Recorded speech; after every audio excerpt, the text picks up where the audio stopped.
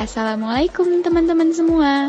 Perkenalkan, kami mahasiswa Institut Manajemen Wiyata Indonesia, Prodi Manajemen Kelas B, ingin menyelesaikan tugas ujian tengah semester mata kuliah Prinsip-Prinsip Manajemen dengan memaparkan video mengenai Managing Change. Semoga video ini dapat bermanfaat untuk kita semua ya. Selamat menyaksikan. S for Change. Perubahan organisasi membutuhkan seseorang untuk bertindak sebagai katalisator dan memikul tanggung jawab untuk mengelola proses perubahan. Memulai perubahan di organisasi, pemangku kepentingan dan pemimpin akan memiliki pertanyaan tentang apa yang berubah dan mengapa itu diperlukan. Perubahan adalah realitas organisasi. Organisasi menghadapi perubahan karena faktor internal dan eksternal yang menciptakan kekuatan untuk perubahan. Terjadinya perubahan didorong oleh dua faktor, yaitu faktor internal dan faktor eksternal. Faktor internal terdiri dari, pertama, strategi organisasi baru, di mana perusahaan kembali memfokuskan strategi untuk meningkatkan pengalaman layanan pelanggan dan menyediakan harga produk yang lebih kompetitif. Kedua, perubahan komposisi tenaga kerja. Kita dapat melihat tantangan yang dihadapi manajer saat mengelola tenaga kerja yang beragam berdasarkan variabel tingkat permukaan. Tantangan utama memerlukan pengaturan perbedaan untuk mempertahankan budaya inklusif yang berfokus pada produktivitas. Ketiga, peralatan baru. Perubahan teknologi sangat mempengaruhi perawatan kesehatan. Teknologi ini mencakup kemajuan dalam genomik, bioteknologi, robotika, perawatan terhubung, dan kecerdasan buatan. Kemajuan teknologi robotik, misalnya, mengubah cara ahli bedah melakukan beberapa prosedur pembedahan. Sebagai contoh, Cleveland yang terkenal di dunia klinik menawarkan operasi jantung dengan bantuan robotik.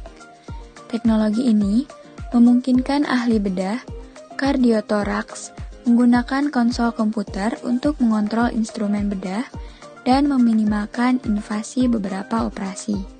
Faktor eksternal terdiri dari, pertama, mengubah kebutuhan dan keinginan konsumsi. 2. Undang-undang pemerintah yang baru. 3. Mengubah teknologi. 4. Perubahan pada ekonomi.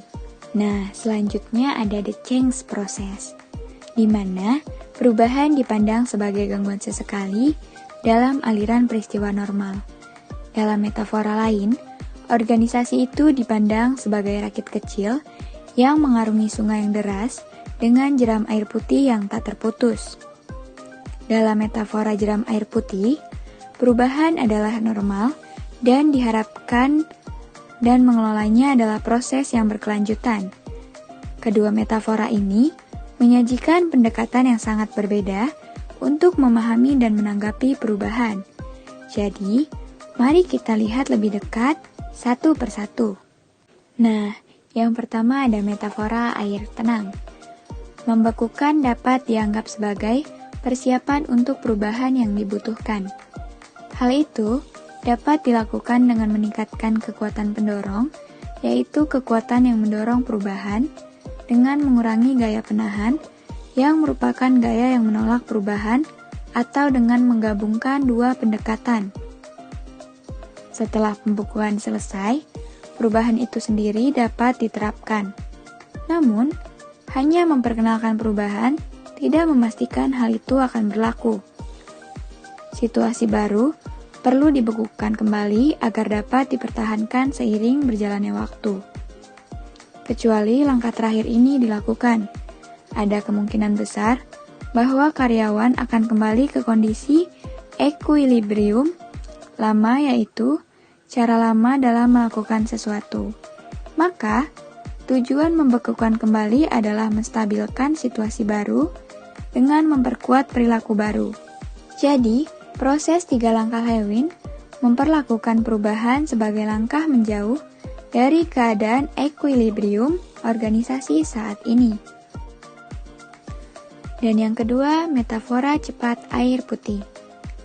Ahli pola cuaca pernah berkata, ada kalanya Anda dapat memprediksi cuaca dengan baik untuk 15 hari ke depan.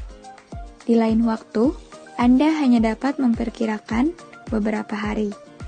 Terkadang, Anda tidak dapat memprediksi 2 jam ke depan. Iklim bisnis saat ini berubah menjadi sangat mirip dengan skenario cuaca 2 jam lalu. Laju perubahan dalam ekonomi dan budaya kita semakin cepat, dan visibilitas kita tentang masa depan menurun. Yang terakhir ada areas of change. Di areas of change ini, manajer menghadapi 4 bidang utama perubahan. Ada strategi, struktur, teknologi, dan juga orang. Mengubah strategi menandakan perubahan dalam cara manajer memastikan kesuksesan perusahaan. Mengubah struktur mencakup setiap perubahan dalam variabel struktural seperti hubungan pelaporan, mekanisme koordinasi, pemberdayaan karyawan, atau desain ulang pekerjaan. Perubahan teknologi mencakup modifikasi dalam cara pekerjaan dilakukan atau metode dan peralatan yang digunakan. Mengubah orang mengacu pada perubahan sikap, harapan, persepsi, dan perilaku individu atau kelompok. Buat teman-teman semua, jangan lupa like, komen, dan subscribe ya. Terima kasih.